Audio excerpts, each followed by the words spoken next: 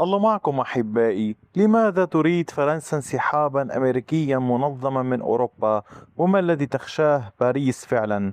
عندما نقرأ هذا الخبر لأول مرة قد يبدو وكأن فرنسا تطالب الولايات المتحدة بالانسحاب من أوروبا، لكن الحقيقة مختلفة تماما. ما تقوله باريس ليس اخرجوا من أوروبا، بل تقول إذا قررتم تقليص وجودكم العسكري فلا تفعلوا ذلك بطريقة مفاجئة. وهذه نقطة مهمة جدا لفهم ما يجري داخل حلف الناتو اليوم. لننظر إلى الصورة الأكبر. منذ نهاية الحرب الباردة اعتمد الأمن الأوروبي بدرجة كبيرة، يعني بعض الدول الأوروبية، على القوة العسكرية الأمريكية. الولايات المتحدة لم تكن توفر الجنود فقط، بل وفرت أيضا ما يسمى الممكنات الاستراتيجية، وهذه هي القدرات التي تجعل أي جيش قادر على خوض حرب واسعة: النقل الجوي الضخم، التزود بالوقود في الجو، الأقمار الصناعية، استخبارات، القيادة والسيطرة، والإنذار المبكر. هذه القدرات ليست سهلة التعويض حتى بالنسبة للدول الأوروبية الكبرى. الآن إدارة الرئيس دونالد ترامب تعطي إشارة واضحة: الأولوية الأمريكية لم تعد أوروبا كما كانت في السابق.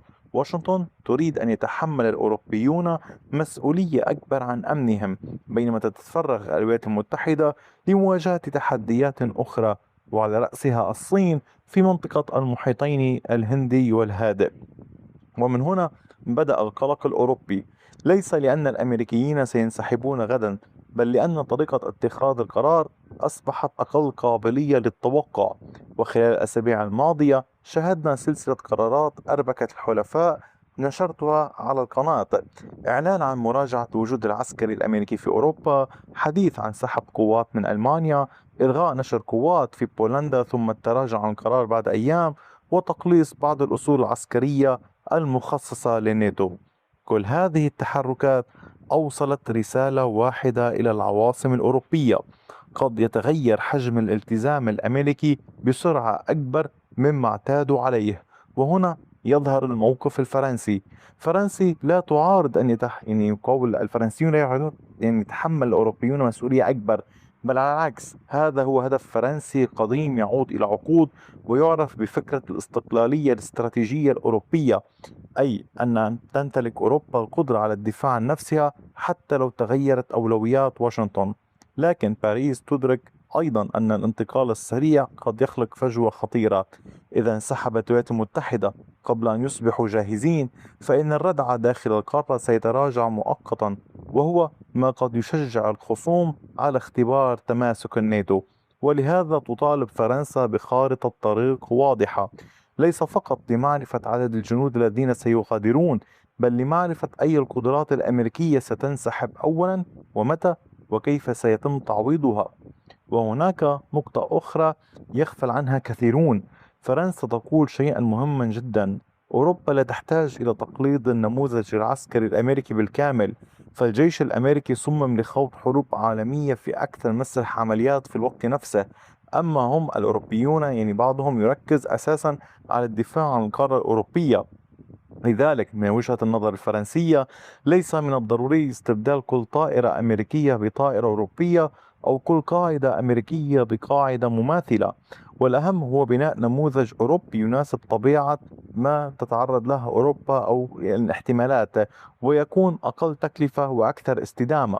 ولهذا تستشهد باريس بالنموذج الفنلندي، فبدلا من نشر قوات ضخمة بشكل دائم، يتم الاعتماد على قوات قادرة على الانتشار السريع مع تدريبات مستمرة وتمركز مرن في الدول المجاورة. هذا يقلل التكاليف ويحافظ في الوقت نفسه على قدرة الردع. لكن في النهاية يبقى السؤال الأهم: هل تتجه الولايات المتحدة فعلا إلى الانسحاب من أوروبا؟ الجواب حتى الآن لا. الأقرب إلى الواقع هو أن نشهد إعادة توزيع للأعباء داخل الناتو. واشنطن تريد أن يبقى الحلف قويا، لكنها تريد أن يدفع الأوروبيون جزءا أكبر من تكلفة الدفاع، وأن يمتلكوا قدرات عسكرية أكبر، بينما تركز الولايات المتحدة بصورة متزايدة على منافستها الاستراتيجية مع الصين. لذلك ما يحدث اليوم ليس نهاية الشراكة عبر الأطلسي، بل بداية مرحلة جديدة داخل الحلف. مرحلة قد تبقى فيها الولايات المتحدة الضامن الرئيسي للأمن الأوروبي، لكن ليس بالدرجة نفسها التي اعتادت عليها أوروبا طوال العقود الماضية. وهذا تحديدا ما تحاول فرنسا الاستعداد له منذ الآن، حتى لا تجد أوروبا نفسها أمام واقع جديد لم تهيئ نفسه لها مسبقا. أحبائي، أتمنى من حضرتكم مشاركة الفيديو ليستفيد الأصدقاء من هذه المعلومات، وشكرا لكم دوما على كامل وقتكم الثمين، وإلى اللقاء بفيديو آخر.